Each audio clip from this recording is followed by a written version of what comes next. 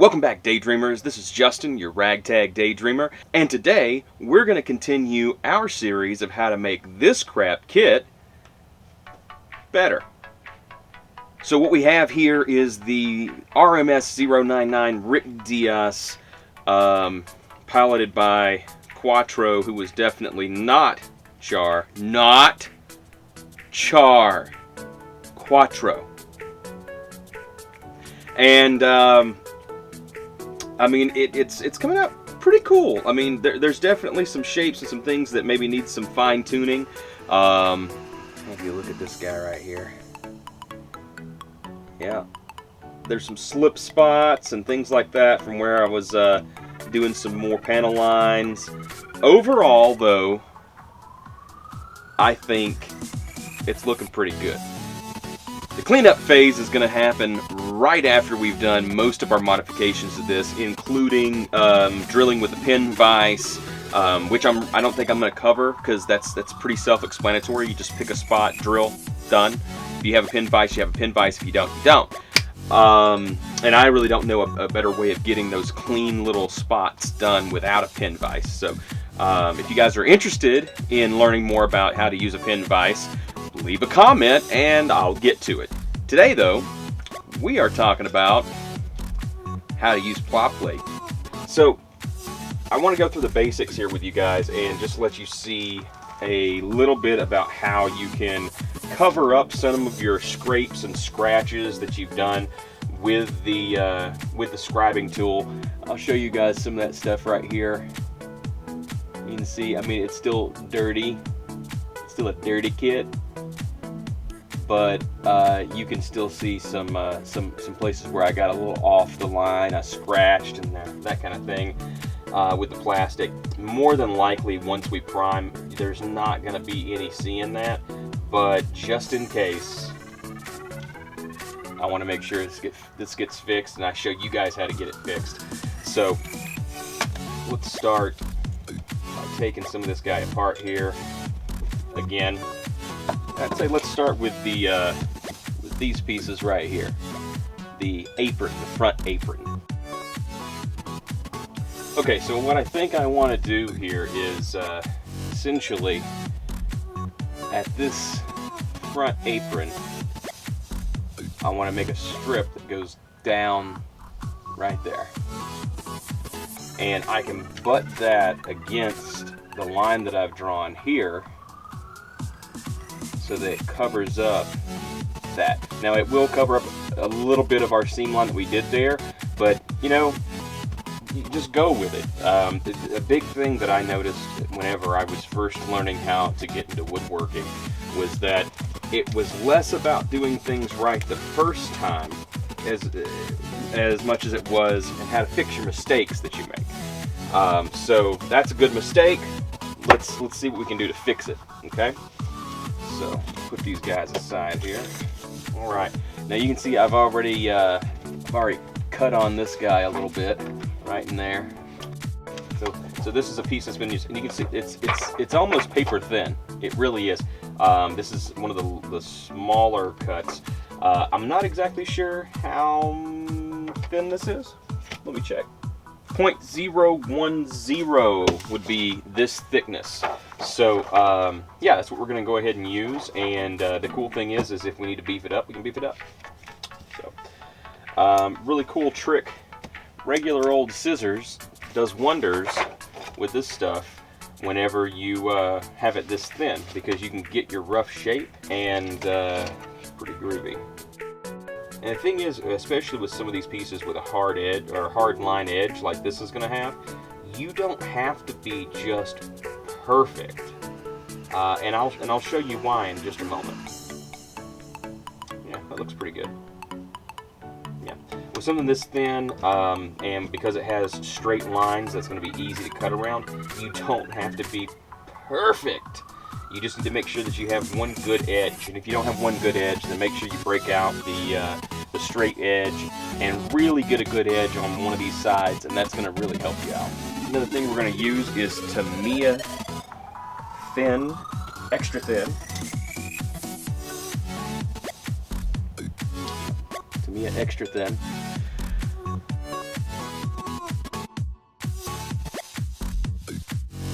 will give you a little bit of working time, not a lot, but it'll give you a little bit of working time so you can get it on there and then kind of shift it around a little bit. And that's really what we're left with. There's a lot of overhang there, huh? We'll deal with that in just a second. It's fine. So yeah, we'll just apply to the area that we want it. And again, this cement does not work like glue that fills in gaps and then adheres two things together, fusing to the glue surface and then the glue making up the difference. It's not going to work like that, like a lot of things do. Whenever you hear glue and you think that's what's happening. What it's actually doing is it's melting the top layer of the plastic, and it's melting the other side of the plastic that we're using here. And what it's doing with that is fusing those two pieces of plastic chemically together. There we go. There's the next side done. So let's do a few more of these pieces, and then we're going to come back and we're going to trim them out, and I'm going to show you where you can add a little more cement to make sure that all of the seams and all of the edges are very secure. We will leave them, and then we will do some more sanding just to refine those edges. I don't know if you guys could tell, but I also notched off that little part below his head. It's kind of a cool little effect there too. And another thing that I like to do is to layer up pieces of plastic to give it a little bit more depth. So that is a 0.020 and a 0.120. So this is the thinner. This is the thicker. You can see that from where you're at. You see that? So we're going to use this one to layer up on this as a base. Cut a thin little piece of the thicker stuff. Cut that in half. Looks like a pretty good fit. I'm really bad at using tweezers. So I personally would rather set these on with the edge of a knife like that. It's the way I get better control. Results may vary. So just keep that in mind. If you have a really hard time with tweezers, you may want to attempt this method, but it is not the end-all be-all. Gunpla is freedom, guys. Gunpla is freedom. So get out there and be free with the way that you like to do things. Okay? Seeing if the edges are smooth. They are. I'm going to add a little bit more cement to this just to make sure it gets all the way under there and really seals them together. And yes, I'm using the back of the cap to push it down onto there. Mainly because I've been known to fat finger these, and then there ends up being fingerprint marks all in this thing. And I can't have that. So,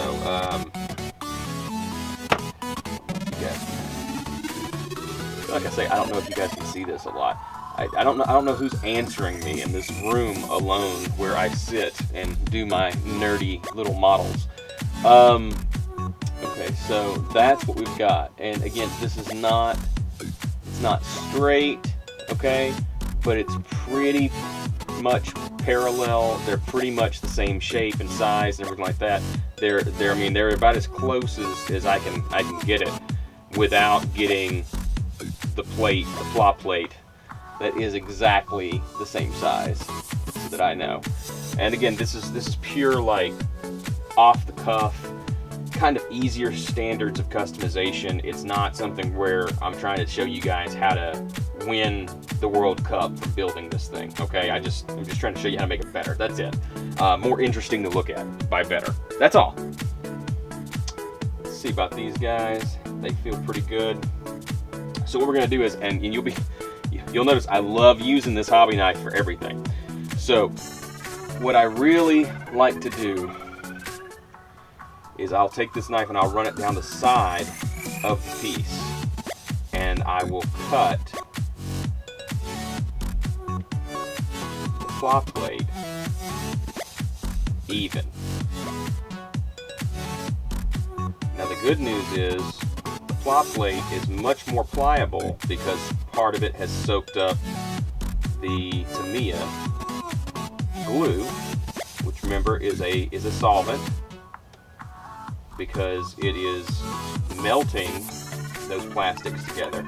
And you want to take as smooth and clean as strokes as possible, just to make sure that they're even and everything's staying right where it should. There we go. And now that is a cleaned up piece. It looks a lot better. And right down here is where I'm showing you. I'm going to be gluing that a little bit more, hitting that with more of the tamiya. And what I want to do is make sure that there's no chance of the seal having not being perfect. The reason for that is we're going to go back and we're going to sand in that area later, and it's got to act as one piece or it's not going to sand right. Has to. No ifs, ands, or buts about it. If it does, then if it does come off of there, because it'll pop right off if you don't make sure that that is very well glued. It'll rip off, it'll make you mad, and as my mama used to say, you might show your butt about it. I had a little camera outage there, my battery ran out. I guess I should remember to charge those puppies a little bit more often. Oops. We're going to go ahead and continue and just trim up the rest of these pieces, this other piece, exactly as I showed you. Oh, and there's a good, for instance there. You see that pink kind of putty looking stuff there? That's the melted plastic. That's how this works. That's what I mean by it melts and fuses the plastic together.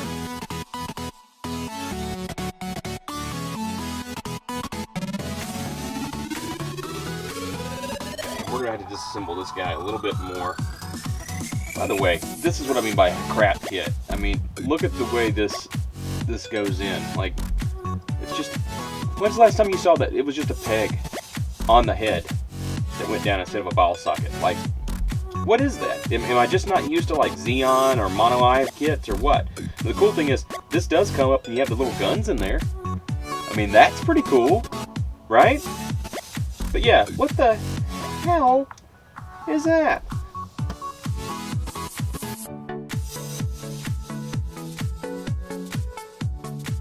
I'm trying to bend this so that it matches the shape of the piece underneath. I think that's fairly straight on there. It's a little hard to tell. Okay, we'll come back to that later. Let's get some more pieces taken care of while everything dries up. Tell you what, let's look at the legs next.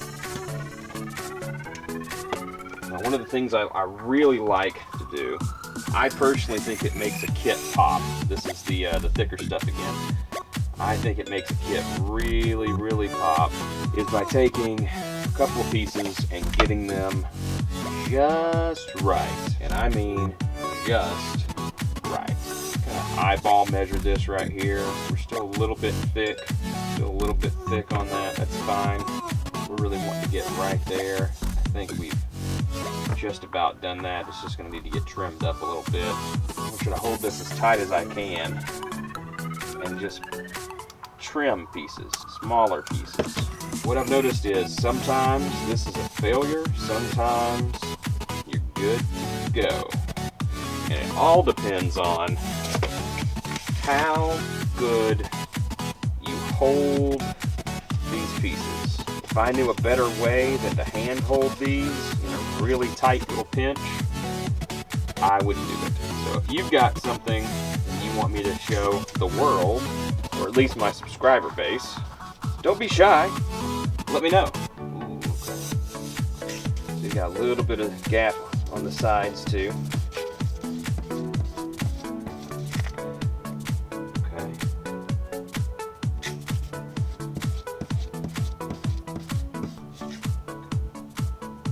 All right. So I think we've got a piece that could be one piece take it apart there, and it's actually 2 pieces. So again, this doesn't have to be perfect, okay guys? But what I want you to see is, if I take this piece and we put that on the leg, yeah, that's okay. And we're going to have to thin this down a little, thin this piece down a little bit to get this to work.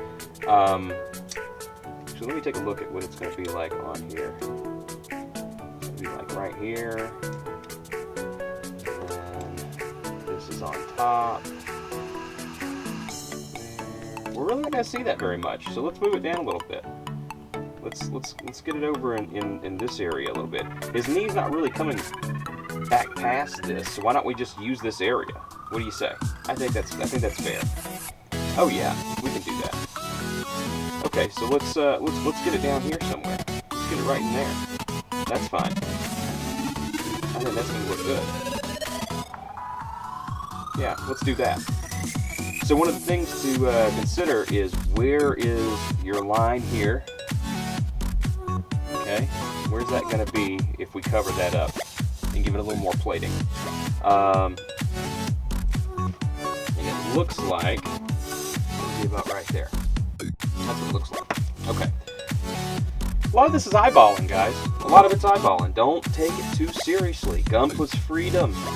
I mean, it's just a crazy little cartoon, and most people didn't like build fighters and build divers, but I mean, come on. It's not just silly. It has a point. Gunpla's freedom. Do what you want to do. So since that's our bottom, we can't go past that without running into an issue. So what we're going to do is just, we're going to make kind of a line right there, and like that. Yeah, that's what I'm talking about. Just like that. Now we'll take this side and do the same thing, but just opposite. Take the side by side. Cool. Okay, both sides line up. By the way, if you guys don't know how to get these to line up the right way, if you take them and put them next to each other, you'll see right there they line up, and right there. Now, here's where precision comes in hand. You're going to cut on that line. And really, you just have to line up the blade and push down. If you got to do anything more than that, get a new blade. We're going to do those corners first. Did you hear that? There we go. Really, just bend that. It'll come right apart. I'll show you up here. You can just bend this.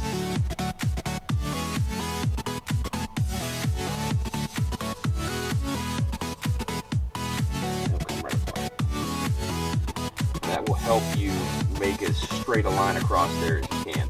And then you can clean it up a little bit with your knife.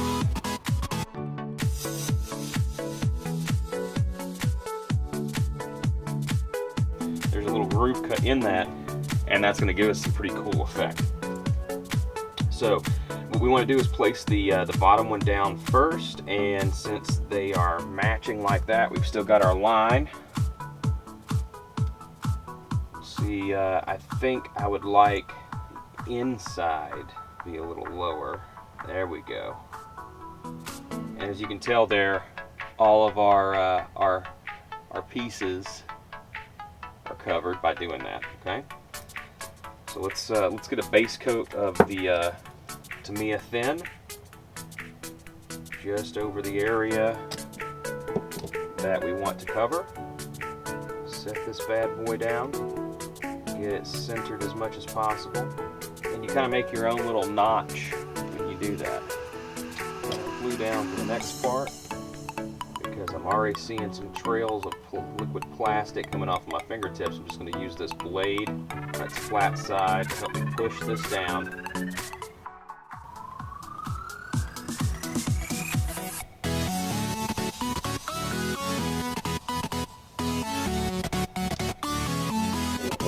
In here How about that? Is it better? Okay, so that's what we've got.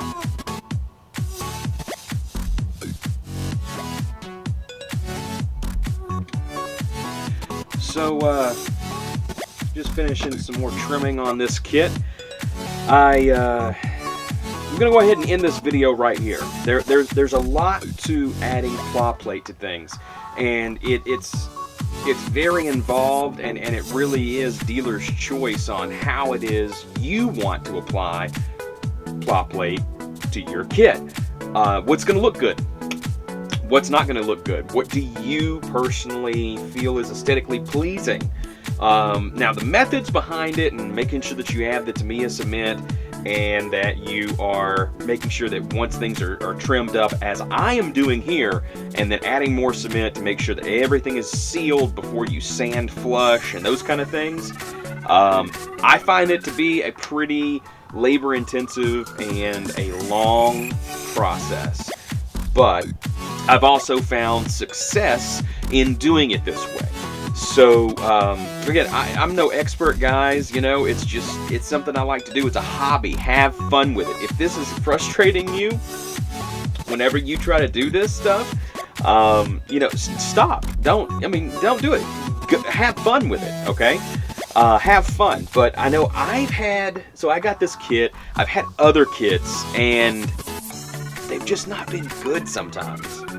The seams were off, there's not a lot of detail, and I'm thinking to myself, what can I do to make this kit better? Because it didn't come from the factory really good. It was just kind of like mediocre at best.